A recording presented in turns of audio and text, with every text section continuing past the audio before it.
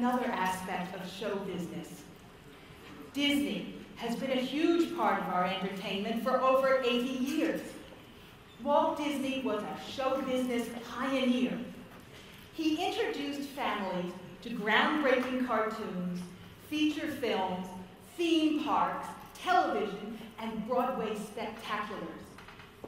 The first animated short starred Mickey Mouse as Steamboat Willie in 1928. Tonight, we will present some of our favorite Disney moments. Of all the songs associated with Disney productions, Walt's personal favorite was the simplest of songs, about a simple act of kindness. Feed the Birds from Mary Poppins.